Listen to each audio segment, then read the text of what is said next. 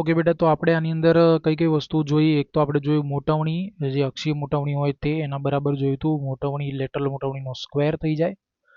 અને સાથે સાથે આપણે એવું પણ જોયું velocity of image with respect to lens જે બનતું હતું વેક્ટર ફોર્મેટમાં બનાવવું હોય તો આપણે શું મળે, વેલોસિટી ઓફ ઓબ્જેક્ટ પેરેલલમાં હશે ત્યારે એની જોડે એમનો સ્ક્વેર થઈ જશે. એટલે કે આપણી જોડે જે મોટવણી છે બરાબર, કઈ મોટવણી, એક મિનિટ, વેલોસિટી ઓફ, તમારે વેલોસિટી ઓફ ઇમેજ જોઈતું હોય તો તમારે શું જોઈએ, મોટવણીનો square into velocity of object with respect to lens, પણ ક્યારે પેરેલલમાં હોય ત્યારે સદિશ સ્વરૂપે, અને પ્લસ મોટવણી into velocity of object perpendicular હોય ત્યારે. આ કિસ્સો આપણે જોઈ ગયા બરાબર ને. આ ફોર્મ્યુલા આપણે અહીંયા ચેક કરી લીધું. આની અંદર ખાસ કરીને ધ્યાન રાખજો કઈ મોટવણી છે, તો કે લેટરલ મોટવણી છે. અને આ મોટવણીના પ્રશ્નો પણ આપણે જોઈ ગયા. એક ક્વેશ્ચન તમને અલગથી આપી દઉં છું, તમારે જાતે ઘરે ચેક કરવાનો છે. ફોર એક્ઝામ્પલ તમને એવું કીધેલું હોય કે આ રીતે એક લેન્સ આપેલો છે બરાબર, આ રીતે એક લેન્સ આપ્યો છે. લેન્સની તમને કેન્દ્ર લંબાઈ પણ સપોઝ આપી દીધી, માની લઈએ એફ બરાબર તમને કીધું છે 20 સેન્ટીમીટર બરાબર, આ પ્રમાણે કીધેલું છે. અને લેન્સના ઓપ્ટિકલ સેન્ટરથી દૂર એક વસ્તુ જે છે એ વસ્તુ તમને અપ્રોક્સિમેટલી આપણે કહી દઈએ, ધારો કે 30 સેન્ટીમીટર અંતરે આપેલી છે બરાબર, 30 સેન્ટીમીટર અંતરે મૂકી દીધી સપોઝ. હવે આ વસ્તુ જે છે એ અક્ષથી 37 ડિગ્રી ખૂણો બનાવીને 10 સેન્ટીમીટર પ્રતિ સેકન્ડની સ્પીડથી ગતિ કરે છે. તો તમારે વેલોસિટી ઓફ ઓબ્જેક્ટ તો તમને મળી ગયો, તો વેલોસિટી ઓફ ઇમેજ મેળવવાની છે ફાઇનલ તરીકે. આ તમારું કામ છે, વેક્ટર સ્વરૂપે કરવાનું છે. એનો મતલબ કે તમે આઈ કેપ જે કેપના ફોર્મેટમાં બનાવી શકો છો બરાબર. જે પણ કંઈ જવાબ આવે તમે કમેન્ટમાં લખી શકો છો, તમે મને વોટ્સઅપમાં તમારું સોલ્યુશન મોકલી શકો છો. વોટ્સઅપ નંબર તમને બધાને ખ્યાલ છે, 9274185612. આ નંબર પર તમે મને વોટ્સઅપ કરી શકો છો. ચાલો હવે નેક્સ્ટ આગળ વધી જઈએ અરીસા અને લેન્સના સંયોજનના કેસમાં. ખૂબ ધ્યાન આપજો બેટા. હવે સંયોજન છે એટલે થોડું આપણે શાંતિથી કામ કરવું જોઈએ. તમે કીધું છે એક કરતાં વધુ લેન્સ જે છે એમના અરીસાઓના સંયોજનના કિસ્સામાં આપણે પ્રતિબિંબની રચના કેવી રીતે કરતા હતા, એક પછી એક બરાબર તબક્કાવાર કરવામાં આવે છે. એક ધારો કે એક લેન્સ હોય તો એક લેન્સના દ્વારા મળતું પ્રતિબિંબ એ બીજા લેન્સ માટે વસ્તુ બની જાય. અને એ પ્રમાણે જેમ અરીસામાં કરતા હતા એવી રીતે લેન્સમાં બી આપણે કરીશું. અને અરીસાઓના અને લેન્સના હવે આપણે સંયોજન જોઈશું. તો લેન્સ વડે રચાતું જે પ્રતિબિંબ છે એ પછીના લેન્સ અથવા તો અરીસા માટે વસ્તુ તરીકે વર્તે છે. આગળના લેન્સ અને અથવા તો અરીસા દ્વારા રચાતું જે પ્રતિબિંબ હશે તે એના પછીના લેન્સ કાં તો અરીસા માટે વસ્તુ બની જશે અને એ પ્રમાણે આગળ ચાલતું રહે છે બરાબર. આ પરિસ્થિતિમાં કુલ મોટવણી કેટલી થઈ જાય, તો મોટવણી બરાબર object divided by image divided by object. તમે આની અંદર ઇમેજ હાઇટ કહી શકો, ડિવાઇડ બાય ઓબ્જેક્ટ હાઇટ કહી શકો, અથવા તો image distance divided by object distance બોલી શકો. તો આ કિંમતો કોના માટે, તો કે પ્રથમ લેન્સ માટે, પછી દ્વિતીય લેન્સ માટે, પછી તૃતીય લેન્સ માટે, એમ કરીને આપણે આગળ મલ્ટિપ્લિકેશન કરતા જઈએ. તો આપણી જોડે એક રિઝલ્ટન્ટ ફોર્મ્યુલા આવે છે. એ રિઝલ્ટન્ટ ફોર્મ્યુલા આ છે, 2025નો એક પ્રશ્ન છે બરાબર, નીટ 2025ના એક ક્વેશ્ચનની અંદર આ એક ફોર્મ્યુલાનો ઉપયોગ થયેલો છે બરાબર. જો કે ખાલી આ એકલો જ નહીં, બીજો પણ એક ફોર્મ્યુલા છે એનો યુઝ થયેલો છે. એટલે ઓપ્શનની અંદર બે જવાબો છે, તો એમાંથી એક ફોર્મ્યુલા આનો યુઝ કરવાનો છે. આપણે લેન્સનો પાવર બેટા જાણીએ છીએ. લેન્સનો પાવર જે હોય છે પી ઓફ લેન્સ, જ્યારે લેન્સને હવામાં મૂક્યો હોય ત્યારે તે કેટલો હોય, તો કે એની કેન્દ્ર લંબાઈના વ્યસ્તમાં હોય.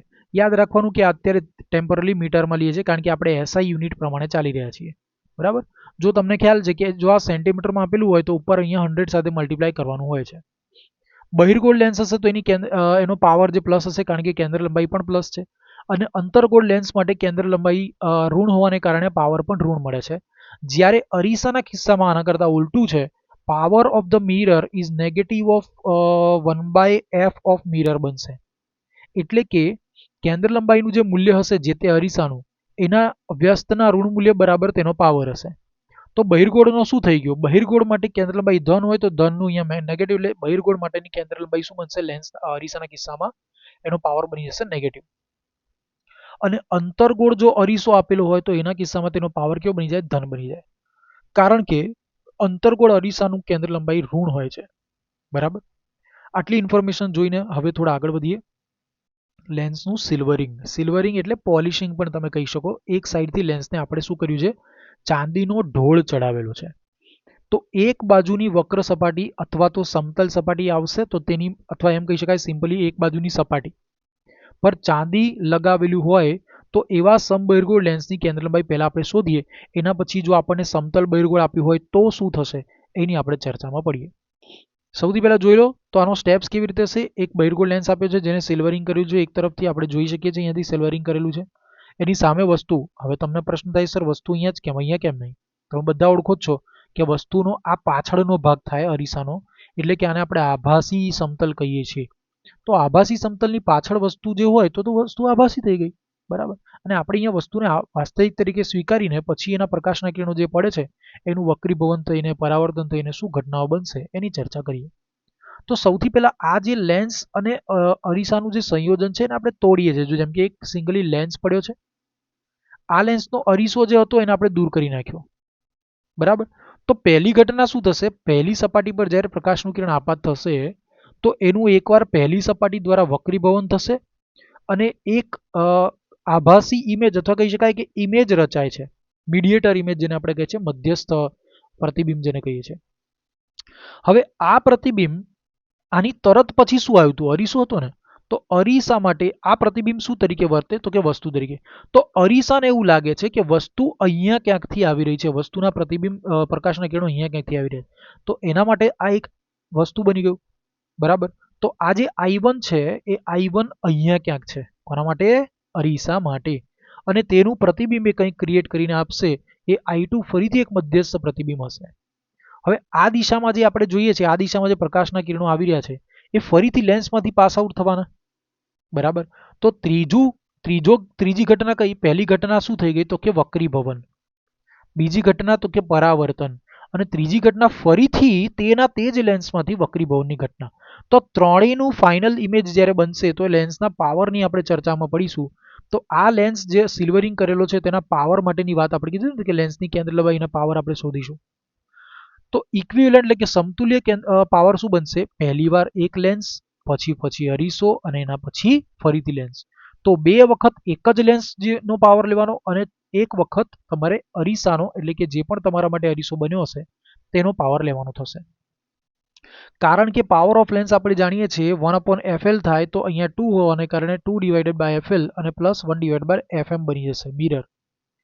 હવે આપણે ક્યાંક આગળ જોઈ ગયા હતા કે FL બરાબર સમીકરણ હતું સમબહિર્ગોળ લેન્સ માટે આરના કન્સેપ્ટમાં હતું કે R/2 × μ - 1 હતું. જો સમબહિર્ગોળ લેન્સ માટે આ હતું તો FL ની આ જે કિંમત છે એને આપણે અહીંયા મૂકી દઈએ, ધ્યાનથી જોજો.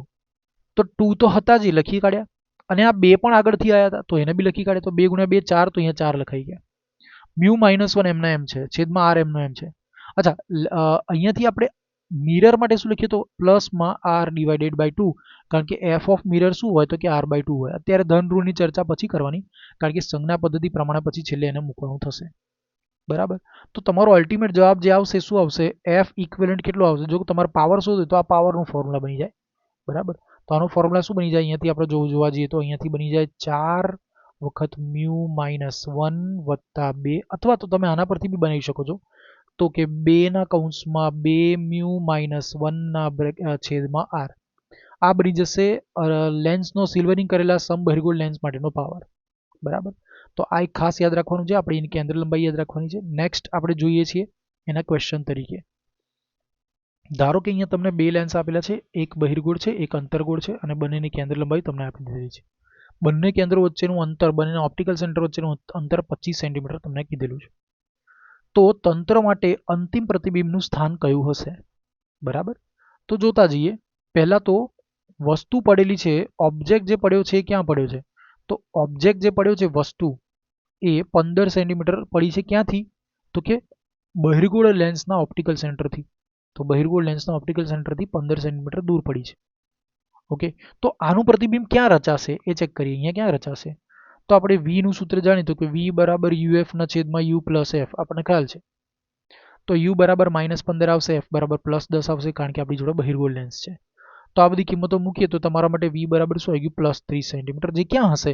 હવે વિચારવા જાઓ તો આ કિંમત ક્યાં મળશે તમને, આ કિંમત અહીંયા ક્યાંક મળશે, બરાબર. તો આ ઇમેજ બાય ધી લેન્સ મળશે, તો ઇમેજ ઓફ ફર્સ્ટ લેન્સ મળશે, બરાબર. તો ઇમેજ ઓફ ફર્સ્ટ લેન્સ તમને અહીંયા ક્યાંક મળી. આ કેટલી હશે? તો કે 5 સેન્ટીમીટર હશે. કેટલી હશે? 5 સેન્ટીમીટર. ઓકે, તો આ જ હવે અંતર્ગોળ લેન્સ માટે વસ્તુ તરીકે વર્તશે. અને જો વસ્તુ તરીકે વર્તે તો હવે શું થાય?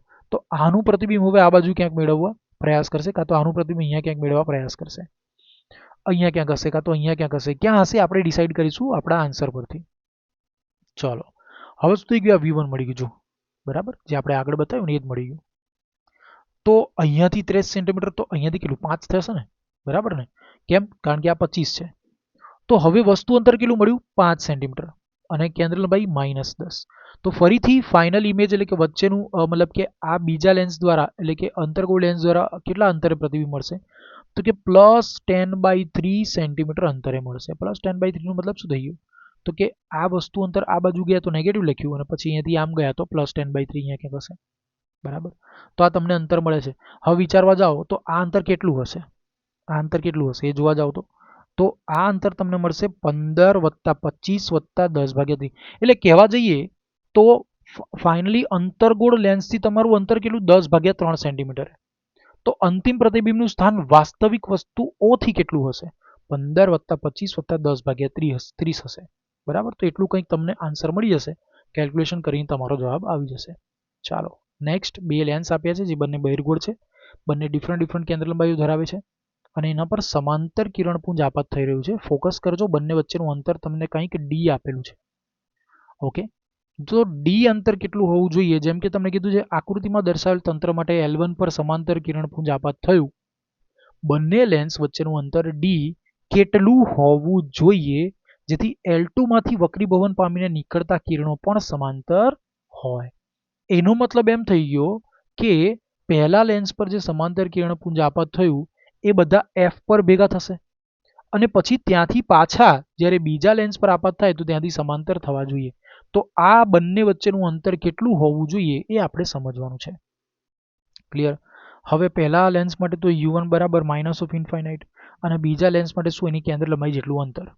હવે જ્યારે વસ્તુનું પ્રતિબિંબ અહીંયા ક્યાંક મળે છે, અનંત અંતરથી આવ્યા, એનું પ્રથમ પ્રતિબિંબ અહીંયા ક્યાંક મળ્યું, તો આ પ્રતિબિંબ બીજા લેન્સ માટે શું બની ગયું? વસ્તુ બની ગયું. તો એ અંતર આપણા માટે શું થશે? તો કે F2 થશે. બરાબર, એટલે U2 લખાય, એકચ્યુઅલી V2 ના લખાય, અહીં તમારે U2 લખવું જોઈએ. બરાબર, તો આ શું બની જાય? U2 બરાબર કેટલા? F2. ભલે માઇનસ હોય પ્લસ હોય પછીનો વિષય છે. બરાબર, તો એ તો આપણને આવડી ગયું. તો એના માટે આપણને ખબર પડી ગઈ કે આ આપણા માટે F1 અને આ આપણા માટે F2 બંનેના મૂલ્યોનો સરવાળો કરી નાખું તો ડી જેટલું અંતર બની જાય. બરાબર, તો બેનો સરવાળો કરી નાખ્યો. બરાબર ને? તો આ બેનો સરવાળો કરી નાખતા આપણને શું કિંમત મળી? જો આ U2 હતું ને. બરાબર, તો આ U2 તમને મળશે V1 + U2, V1 + U2. બરાબર, એટલો એનો મતલબ શું થઈ ગયો કે બે કેન્દ્ર લંબાઈઓનો સરવાળો કરી નાખીએ, જે પણ હશે પ્લસ પોઝિટિવ આન્સર, કારણ કે આપણે આ બી પ્લસ લેવાનું છે અંતરને, અંતરોનો સરવાળો કરવાનો છે, તો જ તમને બંને વચ્ચેનું અંતર મળશે. તો કેટલું અંતર મળી જાય અહીંયાથી? 10 + 20 = 30. તો 30 સેન્ટીમીટર અંતર હશે. ચલો આગળ. તમને હવે કોમ્બિનેશન આપેલું છે લેન્સ અને અરીસા માટેનું. તો હવે જુઓ, પહેલાં તમને કીધેલું છે F10 ધરાવતો એક બહિર્ગોળ લેન્સ છે, એના ઓપ્ટિકલ સેન્ટરથી 15 સેન્ટીમીટર દૂર એક વસ્તુ મૂકેલી છે, અને F બરાબર -10 ધરાવતો -10 સેન્ટીમીટર ધરાવતો કેન્દ્ર લંબાઈ ધરાવતો એક અંતર્ગોળ લેન્સ છે. તંત્ર દ્વારા મેળવાતા અંતિમ પ્રતિબિંબનું સ્થાન મેળવો. હવે લેન્સ અને અરીસો એકબીજાથી 45 સેન્ટીમીટર દૂર આપેલો છે. સૌથી પહેલાં તો આપણે જોઈએ ફર્સ્ટ સ્ટેપ શું છે? તો કે લેન્સ દ્વારા મળતું પ્રતિબિંબ ક્યાં છે, પછી આ પ્રતિબિંબ એ અરીસા માટે વસ્તુ તરીકે મળશે, અને એનું એક પ્રતિબિંબ ક્યાંક મળશે. આવું પૂછેલું છે. બરાબર, તો 1, 2 અને પછી 3 એવું કંઈક તમને આન્સર મળશે. તો V1 એટલે શું છે? V1 એટલે લેન્સ દ્વારા મળતું મીડિયેટર કોઈક પ્રતિબિંબ છે જેનું અંતર ઓપ્ટિકલ સેન્ટર ઓફ લેન્સથી કેટલું હશે એ મેળવવાનું છે. તો UF/U + F સમીકરણ છે જ આપણી જોડે, સૂત્ર છે જ V બરાબર માટે. તો વેલ્યુઝ પ્લેસ કરો, -15 છે, આ 10 છે, -15 + 10 છે, તમારો જવાબ આવી જાય પ્લસમાં 30 સેન્ટીમીટર. મતલબ કે લેન્સના ઓપ્ટિકલ સેન્ટરથી જમણી બાજુ 30 સેન્ટીમીટર, એટલે અહીંયા ક્યાંક હશે. તો હવે આટલું ડિસ્ટન્સ કેટલું થઈ ગયું? 15 બચ્યું ને. કેમ 15 બચ્યું? કારણ કે જો આ 30 હોય અને આ 15 હોય તો જ આ 45 હોય, અથવા 45માંથી 30 માઇનસ કરી દો તો 15 મળી જાય. તો અરીસા માટે વસ્તુ અંતર 15 સેન્ટીમીટર માઇનસમાં મળે. બરાબર, તો આ પ્રતિબિંબ અંતર્ગોળ અરીસા માટે વસ્તુ બનશે. અંતર્ગોળ અરીસા માટે U બરાબર -15 સેન્ટીમીટર. ફરીથી હવે એના દ્વારા મળતું પ્રતિબિંબ તો કે UF divided by U minus F. અહીંયા કન્ફ્યુઝ ના થવું, આ લેન્સ માટે હતું, આ અરીસા માટે છે. તો તમારો જવાબ કેટલો આવી ગયો અહીંયા માઇનસમાં 30 સેન્ટીમીટર. એનો મતલબ શું? માઇનસ 30 સેન્ટીમીટરનો મતલબ શું? કે અહીંયાથી હવે અહીંયા ઓબ્જેક્ટ હતો તો એનું પ્રતિબિંબ અહીંયા ક્યાંક મળે. તો અહીંયાથી કેટલા અંતરે મળે? લેન્સથી કેટલા અંતરે મળે? તો કે 15 મળે. અરીસાથી 15 વસ્તુ હતી, એનું પ્રતિબિંબ એણે 30 પર આપ્યું, તો લેન્સથી કેટલા અંતરે હશે? 15 અંતરે હશે. તો આ એક પ્રતિબિંબ હોઈ શકે. અને આનું પાછું એક પ્રતિબિંબ આ બાજુ ક્યાંક મળતું હોય તો ચેક કરી લઈએ, તો ત્રીજું બી એક તમને આન્સર મળી જશે. તો કે હવે આ પ્રતિબિંબ લેન્સ માટે ફરીથી વસ્તુ તરીકે વર્તે. તમે આગળ આગળ રીતે પ્રોસેસ કરતા રહી શકો છો, એવું કોઈ પ્રોબ્લેમ નથી. બરાબર. તો લેન્સ માટે યુ બરાબર એટલે હવે -15 મળશે. કેમ -15 મળશે ભાઈ? ધ્યાનથી જુઓ, અહીંયા મળ્યું હતું ને પ્રતિબિંબ, બરાબર ને? એટલે હવે તો હવે આ રીતે ડ્રોઈંગ કરી આપું કે આ ઇમેજ 1 હશે, જે આના માટે ઓબ્જેક્ટ બનશે. સોરી, ઇમેજ 1 અહીંયા નહીં આવે, તો ઇમેજ 1 હશે અહીંયા ક્યાંક, બરાબર. આ 30 સેન્ટીમીટર અંતર હશે. ઇમેજ 1 લેન્સ દ્વારા ઇમેજ 1, જે અરીસા માટે શું મળશે? ઓબ્જેક્ટ મળશે. તો આ કેટલા અંતર હશે? 15 સેન્ટીમીટર અંતર હશે, બરાબર. હવે એનું પ્રતિબિંબ અહીંયા ક્યાંક મળશે ઇમેજ 2 ના નામે. તો આ કેટલા અંતરે હશે? તો કે આ બી 15 સેન્ટીમીટર અંતર હશે, બરાબર. હવે આનું પ્રતિબિંબ છેલ્લે અહીંયા ક્યાંક આ બાજુ પાછળની સાઈડ ક્યાંક મળે તો ચેક કરી લઈએ, બરાબર. તો લાસ્ટ ઇમેજ ચેક કરવા માટે આપણે જોઈ શકીએ છીએ કે યુ બરાબર -15. -15 કેમ? તો કે આ ડિસ્ટન્સ હવે આમથી આમ ના, લેન્સ માટે આમથી આમ આ ડિસ્ટન્સ કેટલું? -15. તો હવે વી મેળવવાના છે. ફરીથી એ જ સમીકરણ લગાવો તો કે વી બરાબર UF divide by U plus F છે. માઇન્ડ વેલ, લેન્સ માટે ધ્યાન રાખવું, પ્લસ 30 સેન્ટીમીટર. તો લેન્સથી કેટલા અંતરે? પ્લસ 30 સેન્ટીમીટર મળશે. હવે ડિફરન્ટ પ્રશ્નો પૂછી શકે કે ભાઈ વસ્તુથી કેટલા અંતરે હોય, પ્રતિબિંબથી કેટલા અંતરે હોય, કયા નંબરના પ્રતિબિંબથી કેટલા અંતરે હોય, અરીસાથી કેટલા અંતરે હોય. તો આ બધું છે ને આપણે સ્કેલિંગ કરીને જેમ અહીંયા ડ્રો કરી નાખ્યું છે, બરાબર. આ રીતે ડ્રો કર્યું છે. તો કે ઓપ્ટિકલ સેન્ટરથી કેટલા અંતરે? તો કે 30 અંતરે. તમને કે પ્રથમથી કેટલા અંતરે? તો 30 + 30 60 અંતરે. તો કે બીજા પ્રતિબિંબથી કેટલા અંતરે? તો કે 15 + 30 45 અંતરે, બરાબર. આ રીતે તમને પૂછે કે ભાઈ વસ્તુથી કેટલા અંતરે? તો કે 15 અંતરે. અરીસાથી કેટલા અંતરે? તો કે 45 અને વત્તા બીજા 30 એટલે 75 સેન્ટીમીટર. એટલે આવા ડિફરન્ટ જવાબો હોઈ શકે છે.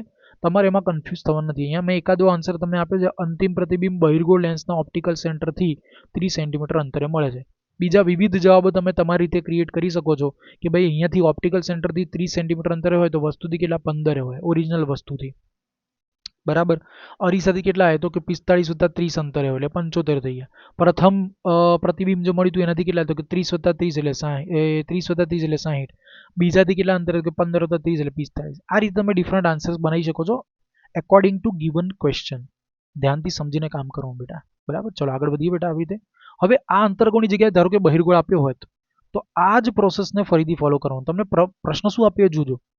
બહિર્ગોળ લેન્સ અને બહિર્ગોળ અરીસાના પ્રકાશીય કેન્દ્ર તથા ધ્રુવ વચ્ચેનું અંતર D આપેલું છે. એટલે આ બે વચ્ચેનું અંતર તમને શું આપ્યું છે? D આપી દીધું છે. કેટલું હોવું જોઈએ જેથી O નું અંતિમ પ્રતિબિંબ ત્યાં જ મળે? એટલે કે અહીંયાથી નીકળતા પ્રકાશના કિરણો એ આમ ક્યાંક આપાત થશે અને પાછા જઈને પાછા અહીંયા જ આવશે. તો જો ડિઝાઇન એવી ને એવી જ છે, બરાબર. પહેલો કેસ શું પોસિબલ છે કે એ સીધે સીધું C પર આપાત, એટલે કે આના પોલ P ધ્રુવ પર આપાત થાય. અને બીજો કેસ આપણે પછી સમજીએ, પહેલા જોઈ લઈએ. તો પહેલો કેસ કીધેલો છે કે U બરાબર કેટલું? -15 હશે, જે તમને પહેલાથી આપી દીધેલું છે. આપેલું છે? યસ, આપી દીધેલું છે. આની F કેટલી આપેલી છે ભાઈ? 10 આપેલી છે.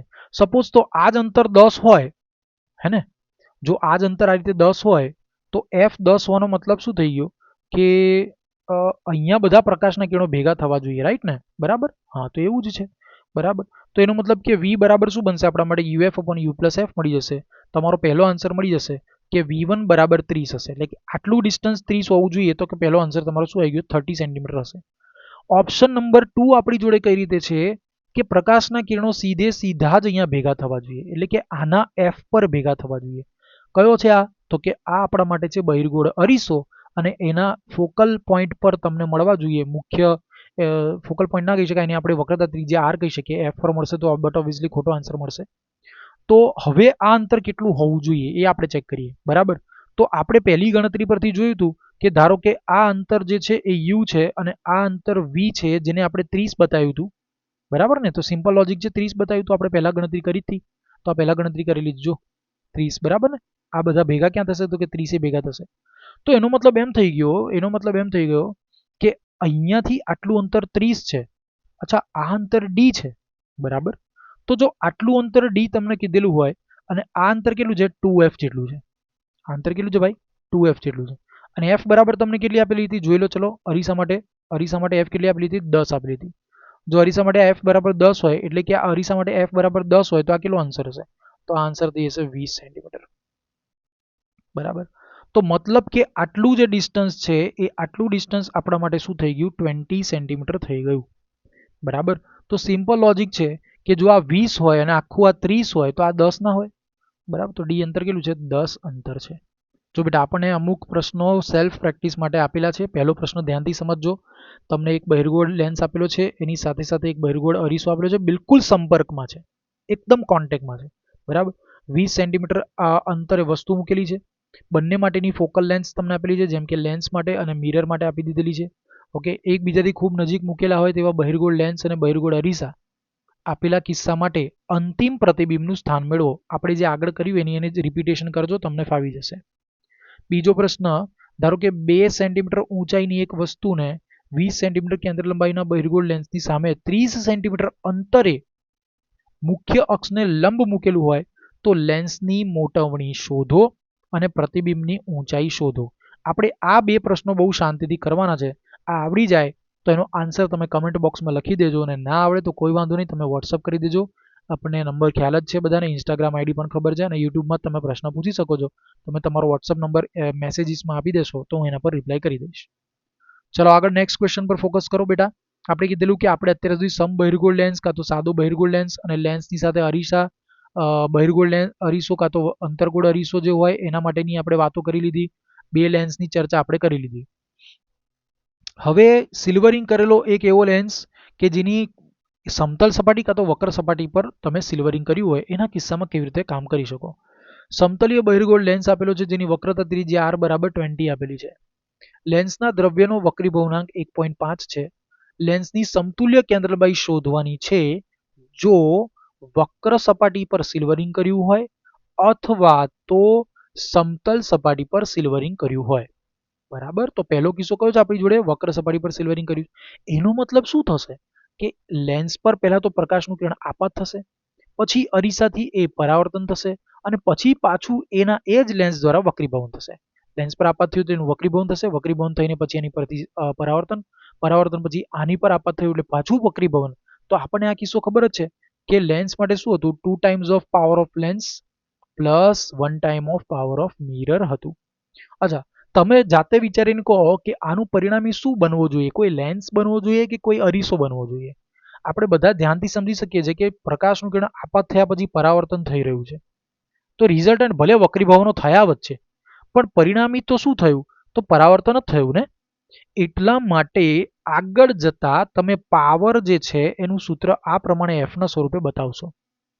તો એની કેન્દ્રલંબાઈ છેલ્લે શું બની જશે, નેગેટિવ બનશે. કેમ, તો કારણ કે આ અરીસો છે એટલા માટે, અને અરીસો કેમ છે ને બધું પછી જોઈએ. ચલો, પહેલું પાવર ઓફ લેન્સ, આ કયો છે, સમતલ બહિર્ગોળ લેન્સ છે એટલા માટે પાવર ઓફ લેન્સ આ રીતે બનશે.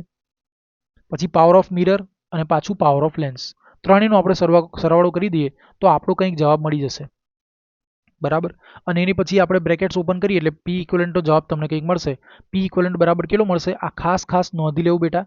સમતલ બહિર્ગોળ લેન્સ જ્યારે એની એક તરફની સપાટી કઈ વક્ર સપાટી સિલ્વરિંગ કરેલી હોય ત્યારના કિસ્સામાં પાવર ઓફ લેન્સ તમને મળે છે, સમતુલ્ય પાવર. ક્લિયર બેટા. તો આનો તમારે જવાબ અત્યારે કેટલો મળી ગયો, ફિલહાલ અત્યારે ટેમ્પરરી જવાબ મળી ગયો, પાવર સમતુલ્ય કેટલો મળ્યો, 3/r. તો P બરાબર -1/f. કેમ, કારણ કે પરિણામે તો આ અરીસા તરીકે વર્તે છે, બરાબર. વોટેવર, કારણ કે વચ્ચે ભલે વક્રીભવન થતું હોય પણ અલ્ટિમેટલી તો એ અરીસાની જેમ જ વર્તશે. તો પાવર P જે હશે -1/f બની જશે. તો -1 કારણે આ પાવરની વેલ્યુ કેટલી હતી બેટા, 3/20 હતી ને, તો f ઇક્વલન્ટ કેટલો મળી ગયો, -20/3 સેન્ટીમીટર મળી ગયો. આ આપણો મોટો રિઝલ્ટ અને આન્સર છે. શું થાય જો સપાટીને આપણે, કઈ સપાટી, સમતલ સપાટીને આપણે સિલ્વરિંગ કરેલી હોય તો ફરીથી એનો એ જ કિસ્સો.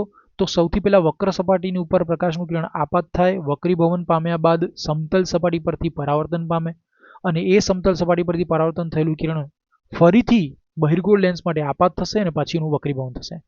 એટલે રિઝલ્ટન્ટ પાછું એવું ને એવું થતું હોવાને લીધે આપણે એવું કહીએ છીએ કે આ પણ એક છેલ્લે અરીસાની જેમ જ વર્તશે.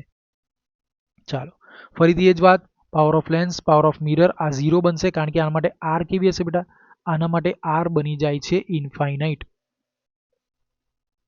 તો આ તો આપણે જાણીએ છીએ બરાબર ને. તો 2 ડિવાઇડેડ બાય આર ને એ પ્રમાણે બધી વેલ્યુઝ મૂકીએ તો તમારો જવાબ આવી જાય. હવે ફરીથી એકવાર પાવર ઇક્વિવેલન્ટ કેટલો બનશે સમતુલ્ય માટેનો, તો કે લેન્સના પાવર 2 વાર, એક વાર 2 વાર અને છેલ્લે એક અરીસાનો. આ તો ભાઈ 0 છે, એની લેવાની જરૂર કંઈ છે નહીં. તો રિઝલ્ટન્ટ ફોર્મ્યુલા આપણને કેવો મળ્યો, જ્યારે સમતલ સપાટી પર તમે પ્રકાશનું કિરણ સમતલ સપાટી પર સિલ્વરિંગ કરેલું હોય અને વક્ર સપાટી પર પ્રકાશનું કિરણ આપાત થતું હોય તે કિસ્સામાં 2 mu minus 1 divided by R એ બની જશે ઇક્વિવેલન્ટ પાવર. બરાબર, જેની વેલ્યુ 1/r ના સમાન છે. બરાબર, તો 1/r સમાન હોય તો કારણ કે આપણે જાણીએ છીએ કે -1/f છે અને આ -1/20 આન્સર આવ્યો તો બરાબર ને. તો આપણો જવાબ શું આવી જશે અહીંયાથી, f બરાબર, સોરી અહીંયા પ્લસ આવે છે, અહીંયા માઇનસ નહીં આવે, પ્લસ આવશે કારણ કે r બરાબર 20 આપેલા છે. બરાબર, તો તમારો એક જવાબ આવી ગયો f બરાબર પાછો કેટલો, f ઇક્વિવેલન્ટ બરાબર કેટલો જવાબ આવી ગયો, -20 સેન્ટીમીટર. ક્લિયર છે બેટા, આટલા સુધી બધાને સમજ પડી ગઈ છે. આગળ વધીએ. ચલો હવે થોડા PYQs જોઈ લઈએ એટલે આપણો લેન્સના આ બધા ટોપિક્સ પતી જાય અને પછી આપણે એક નવા ટોપિક પર આગળ જઈશું, ફોકસ કરીશું. લેન્સનો ટોપિક આવશે આગળ, પણ અહીંયા જરા ધ્યાન આપીએ. નીટ 2020 અને 21 ની અંદર પ્રિઝમનો પ્રશ્ન આવેલો હતો. હવે PYQs ની અંદર તમે લેન્સના PYQs ની અંદર જુઓ તો 2022માં એક પ્રશ્ન આવ્યો તો કેવો હતો, એકદમ ઇઝી લેવલનો પ્રશ્ન છે, તમે બધા આરામથી ક્લિયર કરી શકો. R1 ને R2 ની કિંમતો તમને આપેલી હતી. દ્વિબહિર્ગોળ લેન્સની વક્રતા ત્રિજ્યાઓ 20 સેન્ટીમીટર છે. બરાબર, લેન્સનો વક્રી ભવનાંક 1.5 આપેલો હોય તો લેન્સનો પાવર કેટલો હશે. કેટલો ઇઝી ફોર્મ્યુલા, આના પરથી જો આપણે બનાવવા જઈએ તો આના પરથી શું બની જાય ખબર છે, તો આ બની જશે 2 times of mu minus 1 divided by R. Actually તો આ જ ફોર્મ્યુલા મૂકવો જોઈએ, પણ છતાં બી આપણે આગળનો જે ફોર્મ્યુલા હતો એના પરથી કેમ ચાલીએ છીએ. શક્યતા છે R1 R2 ડિફરન્ટ હોય તો, અહીંયા તો તમને કીધી 20 સેન્ટીમીટર, પણ ડિફરન્ટ હોય તો તમે આ યાદ રાખશો તો પાછા ફસાઈ જશો કે ભાઈ પેલું R1 શું હતું સાહેબ ભણાવ્યું હતું પણ યાદ નથી આવતું. તો એટલા માટે આપણે આને ફોલો કરવાનું છે. બરાબર, ભલે આપણે શોર્ટકટ કાઢીએ છીએ નો ડાઉટ, પણ આને યાદ રાખવાનું ખાસ. તો 1.5 -1 એટલે 0.5 વિચ ઇઝ ઇક્વલ ટુ 1/2 જે આપણે અહીંયા લખેલું છે. 1/20 માઇનસ માઇનસ પ્લસ તો પ્લસ 1/20 બની જશે. તો 2 વખત 1/20 તો કે ભાઈ 2 વખત 1/20 બગડ ઉડી ગયો, બગડ ગચ્છતી તો 1/20 તો f બરાબર આવી ગયા 20. ક્લિયર, એકદમ ઇઝી. તમને શું પૂછ્યું હતું ભાઈ આમાં, પાવર. તો પાવર બરાબર ખાલી જે છે આપણામાં સાદો લેન્સ છે, તો પાવર જ્યારે f સેન્ટીમીટરમાં હોય તો 100 ડિવાઇડેડ બાય f લખાય ને. તો 100 ડિવાઇડેડ બાય 20 કેટલો થઈ ગયો 5, તો કેટલો પાવર આવી ગયો 5 ડાયોપ્ટર. ઓકે, ચલો નેક્સ્ટ 2023 ની અંદર પણ આ પ્રમાણેનો ક્વેશ્ચન હતો, લેન્સના કોમ્બિનેશનનો પ્રશ્ન, બહુ સરસ મજાનો પ્રશ્ન. તમને 2 સમ અંતરગોળ લેન્સ આપ્યા છે અને વચ્ચે એક બહિર્ગોળ લેન્સનું સેટઅપ બનાવેલું છે જે એકદમ બંધ બેસે છે. જોઈ લેજો, અહીં દર્શાવેલ આકૃતિમાં લેન્સના સંયોજનની સમતુલ્ય કેન્દ્ર લંબાઈ કેટલી, બધા જ સ્તરો પાતળા ધારેલા છે. તો આપણે 1 બાય 1 1 2 અને 3 ત્રણેયની અલગ અલગ કેન્દ્ર લંબાઈ લઈએ અને પછી સમતુલ્ય કરીશું. તો આ સપાટી માટે r ઇન્ફાઇનાઇટ, આના માટે r20, આ સપાટી માટે r+20, આ સપાટી માટે r-20, આ સપાટી માટે r-20, આ સપાટી માટે r અનંત. કેટલું સરસ, 1 2 3 3 લેન્સ થઈ ગયા. ચાલો પહેલો કિસ્સો, આપણી જોડે બેસિક ફોર્મ્યુલા છે, મેં કીધું હતું ને કે આને આપણે યાદ રાખવાનો છે. બરાબર, પેલું 2/r કરી લઈશું તો સમબહિર્ગોળ હતો, કયો બહિર્ગોળ હતો યાદ જ ના રહે. બેટર છે આ ફોર્મ્યુલાને ફોકસ કરવાનો. અંતરગોળ, બહિર્ગોળ, સમઅંતરગોળ, સમબહિર્ગોળ, બધી રીતે સમતલ અંતરગોળ, સમતલ બહિર્ગોળ બધા માટે આ એક ફોર્મ્યુલા લાગુ પડી શકે. લેન્સ 1 કયો છે ભાઈ, સમતલ અંતરગોળ છે. તો સમતલ અંતરગોળ માટે આપણને ખબર છે 1/f બરાબર કેટલી, mu minus 1 1/r1 minus 1/r2. તો મ્યુ કેટલો આપ્યો હતો, મ્યુ આપેલો હતો 1.6. ખાસ ધ્યાન રાખવું. તો ભાઈ 1.6 માઇનસ 1. પહેલી સપાટી કઈ, સમતલ. પહેલી સપાટી કઈ, સમતલ. જોઈ લો પહેલી સપાટી કઈ, સમતલ. તો સમતલ માટે ઇન્ફાઇનાઇટ બરાબર, માઇનસ ઇન્ફાઇનાઇટ લે લો, કઈ વાંધો નહીં. બીજી સપાટી કઈ, અંતરગોળ, તો એના માટે r20 થઈ ગઈ. બરાબર, સોરી આપણે આ દિશામાં જઈએ એટલે આપણા માટે r20 થઈ ગઈ. બરાબર, +20. તો તમારો પહેલાનો જવાબ આવી ગયો. બીજા માટે કયો છે, બીજો સમબહિર્ગોળ છે. સમબહિર્ગોળ છે તો પાછું જો mu -1 1/r1 -1/r2, r1 positive 20 લીધી હતી. જો પ્રકાશનું કિરણ ડાબેથી આવે જેવું ધારી લઈએ તો આના માટે પહેલી સપાટી માટે r કેવી, આ દિશામાં મળે. બીજી સપાટી માટે r કેવી, આ બાજુ મળે, તો આ નેગેટિવ બની જાય. બરાબર ને, એ બસ બીજો ઇઝી કન્સેપ્ટ છે, આગળ શીખી ગયેલા કન્સેપ્ટ છે. એના પરથી જોઈએ તો 1/20 થઈ જાય. જો આને તમે આ રીતે સોલ્વ કરો, mu minus one 2 divided by R કરી નાખો તો મ્યુ કેટલા 1.5 માઇનસ વન એટલે 0.5 અને ગુણ્યા 2 અને ભાગ્યા આર, આર કેટલી હતી કે 20 હતી. જો આ 2 ને અડધો ઉડી ગયા તો કેટલા 1/20 આવી ગયા. સિમિલરલી ત્રીજા લેન્સ માટે પણ ઉપરની જ ફોર્મ્યુલેશન કરીએ તો આપણો જવાબ બી એનો જ આવ્યો, કારણ કે એના બંને માટે મ્યુ સેમ છે, બંને માટે આર પણ સેમ છે. જો આ 20 તો આ બી 20 છે, તો આન્સર એક જ સરખા આવવાના, એ ફાઇનલ હતું. ત્રણનો સરવાળો કરી નાખો, તમારો જવાબ મળી ગયો. બોલો ક્લિયર છે બેટા? તો આ થઈ ગયો તમારો નીટ 2023નો પ્રશ્ન હતો, નીટ યુજી 2023નો પ્રશ્ન. બરાબર છે. એના ઓપ્શન્સ એટલા માટે હું નથી આપતો કારણ કે ઓપ્શન અમુક અમુક પેપર સેટમાં અમુક કંઈક અલગ હોય, કોઈ ABCD કયો ઓપ્શન હોય, એટલે આપણે સીધા જવાબ પર ફોકસ કરીએ છીએ. આગળ 2024ની અંદર પ્રિઝમ પૂછાયેલો હતો, 2025ની અંદર ઓપ્ટિકલ ઇન્સ્ટ્રુમેન્ટ પૂછાયો હતો. બરાબર બેટા, આટલે સુધી PYQની સાથે આપણે કવર કર્યું છે. હવે આગળ જોઈએ. ચલો આગળ કીધેલું છે આપેલ લેન્સ સંયોજનની સમતુલ્ય કેન્દ્ર લંબાઈ જોજો. અલગ અલગ તમને મ્યુના વેલ્યુઝ આપેલા છે. બરાબર, બધા વક્રી ભવનાંકો ડિફરન્ટ આપેલા છે. આ તરફની સપાટી માટે R10, આના માટે બી 10, આના માટે 20, આના માટે 20. બરાબર, તો અંતર્ગોળ માટે ઓબ્વિયસલી આપણા માટે આ 10 ને આ 20 હશે. તો પહેલો લેન્સ જે ખરો ને એ માટે જો મ્યુ માઇનસ 1/10, આ પોઝિટિવ ને, જો આ તરફની પોઝિટિવ આમ, કારણ કે પ્રકાશના કિરણો આમથી ધરીએ છે તો આ તરફની પોઝિટિવ અને આ તરફની નેગેટિવ. તો જો 1/10 માઇનસ 1/-10, આપણો આન્સર કેટલો આવી જાય 3/2 -1 એટલે 1/2 પાછા આવી જાય. અને આ 2 વખત છે તો 2 વખત 1/10, આ 2 ઉડી ગયા તો 1/10 મળી ગયા. પહેલું ક્લિયર થઈ ગયું. બીજા માટે 6/5 -1 કરી દો તો તમારો જવાબ -3/100 આવશે. બરાબર, આ તરફની સપાટી માટે 10 નેગેટિવ છે, ખાસ ધ્યાન રાખજો, અહીંયાથી આમ 10 નેગેટિવ, અને આ તરફની સપાટી માટે 20 પોઝિટિવ આવશે. બરાબર, સંજ્ઞા પદ્ધતિ ખાસ ફોકસ કરતા રહેવી. ચલો ત્રીજું 8/5 મ્યુ આપેલો છે, તો 8/5 -1. અને કેમ આવું થયું તો કે 1/20 પોઝિટિવમાં અને 1/20 બીજી તરફની નેગેટિવમાં. બરાબર, તો આ બધી વેલ્યુઝ આવી ગઈ. આ 3/50 થઈ ગયું. તમારો જવાબ જો કેટલો આવ્યો 100/13 સેન્ટીમીટર તમારો જે જવાબ આવી ગયો. બરાબર, તો એકવાર તમે બધું વેરીફાઈ કરી લેજો, બધું સાચું છે, 10 સેન્ટીમીટરમાં છે, મ્યુ આપેલા છે, તમારો જવાબ સેન્ટીમીટરમાં આવવાનો પાકો છે. ચાલો સેલ્ફ પ્રેક્ટિસના બીજા બે પ્રશ્નો, સરસ મજાના ધરખમ લેવલના પ્રશ્નો છે. બરાબર, બે લેન્સ આપે, અંતર્ગોળ બહિર્ગોળ. અહીંયા એક લેન્સ આવી રીતે આપે, જો અને એના ઉપર પાણી મૂકી દીધું છે, દીવા જેવું લાગે છે ને, તો કે એક લેન્સ માટે એક લેન્સ અને આ અંતર્ગોળ અને બહિર્ગોળ લેન્સનું જે કોમ્બિનેશન છે ને હવામાં મૂકેલું, જો હવામાં. બરાબર, મ્યુ બરાબર 1.5 છે પહેલા માટે, બીજા માટે મ્યુ બરાબર 2 છે. પહેલા અરીસા માટે કેવું છે, પહેલા કાચ અથવા તો પહેલા લેન્સ માટે શું છે, મ્યુ બરાબર 1.5 છે, અને બીજા કાચ માટે મ્યુ બરાબર કેટલા છે, 2 છે. ખાસ ધ્યાન રાખજો, અંતર્ગોળ માટે 2 છે. આ તરફની સપાટીનું વક્રતા ત્રિજ્યા 10, આના માટે બી 10 અને આના માટે ખાલી 20 આપેલી છે. ક્લિયર, તો પાવર ઇક્વિવેલન્ટ અને એફ ઇક્વિવેલન્ટ શોધવાનું છે.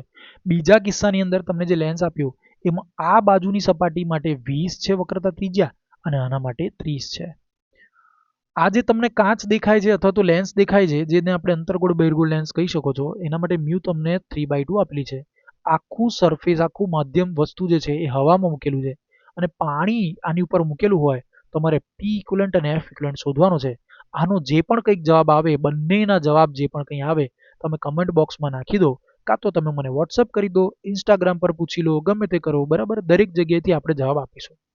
કોઈ પણ જગ્યાએ પણ તમારે મને પિંગ કરતા રહેવાનું કે સર આ જવાબ છે, સર આ પ્રશ્ન છે, સર આ નહીં સમજ પડી, કઈ ટોપિક આની અંદર ના ખબર પડી હોય તો ફરીથી પૂછવું. એટલે હવે આપણે આનાથી આગળ વધીશું. ઓકે.